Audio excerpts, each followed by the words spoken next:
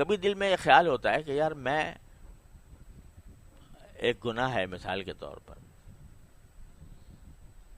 تو میں کوشش بھی کرتا ہوں، توبہ بھی کرتا ہوں، اور توبہ کے وقت میں دعا بھی مانگتا ہوں، یا اللہ آئندہ نہ ہو مجھ سے یہ حرکت۔ اس کے باوجود ہو جاتا ہے۔ تو جب میں نے اپنے اللہ کے سامنے گزارش کر دی، اللہ تعالیٰ سے میں نے مانگ لیا، پھر کیوں اللہ میاں مجھ سے، پھر کیوں اللہ میاں نے مجھے روکا نہیں اس سے؟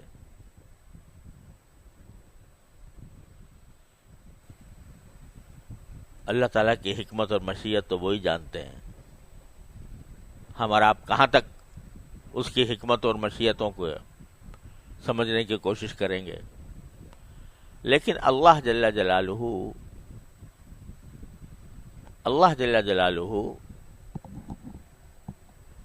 بندے کا گرنا پڑنا بھی ان کی مشیت میں ہوتا ہے بعض اوقات، سمجھے؟ گرنا پڑنا کیوں ہوتا ہے؟ تاکہ یہ مزید روئے، یہ مزید میری طرف متوجہ ہو، مزید مجھ سے توبہ مانگے، مزید مجھ سے معافی مانگے، اور میں پھر اس کو اپنی ستاری کا مورد بناؤں، اپنی غفاری کا مورد بناؤں۔ اس لیے بھی کرتے ہیں اللہ میں بعض اوقات۔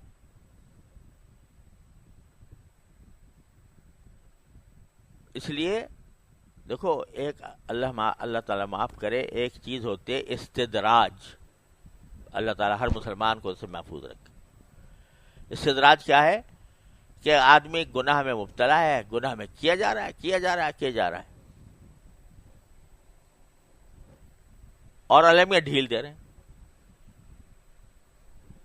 اچھا بھائی اور کر۔ تو اللہ بچائے، جو غفلت کے ساتھ ہوتا ہے، یہ استدراج ہے، بڑی خطرناک چیز ہے۔ اللہ تعالیٰ ڈھیل دے رہا ہو کسی کو،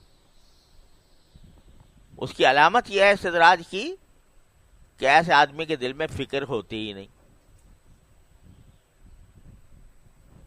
اس کو نہ ندامت ہوتی ہے، نہ فکر ہوتی ہے کہ میں کیوں کر رہا ہوں، وہ تو سینہ تان کے کر رہا ہوتا ہے گناہ، اعوذ باللہ۔ وہ تو ہے بڑی خطرناک چیز۔ اور ایک وہ ہے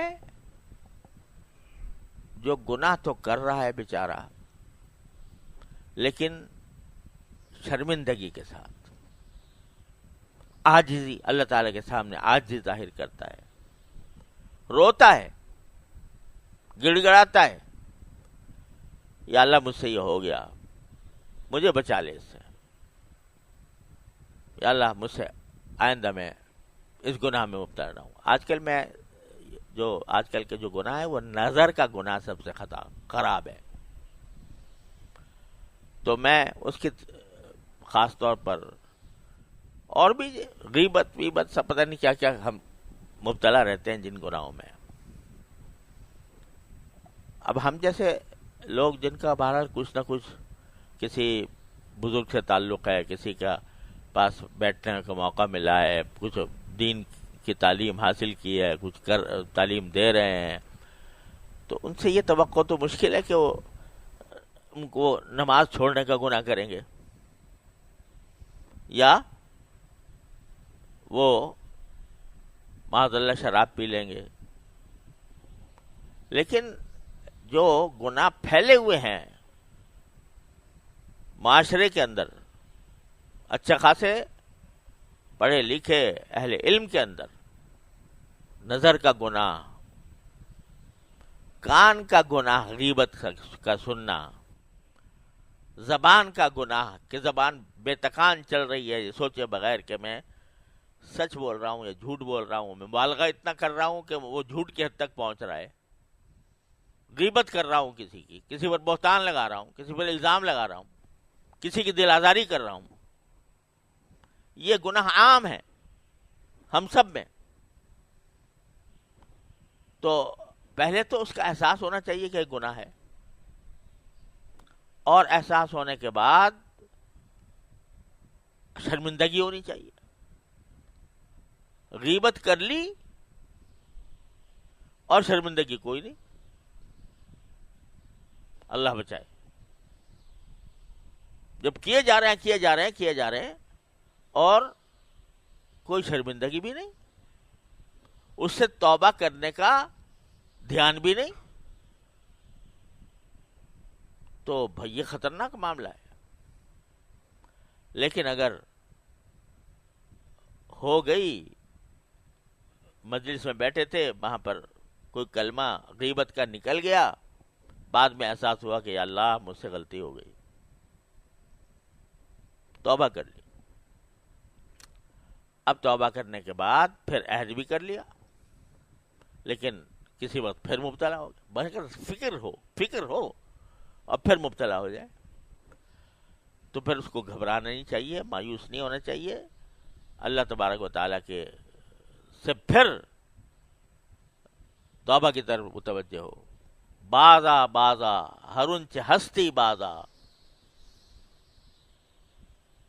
گر کافر و گبر و بت پرستی بازا، این درگہ ماں درگہ نومیدی نیست، صد بار اگر توبہ شکستی بازا.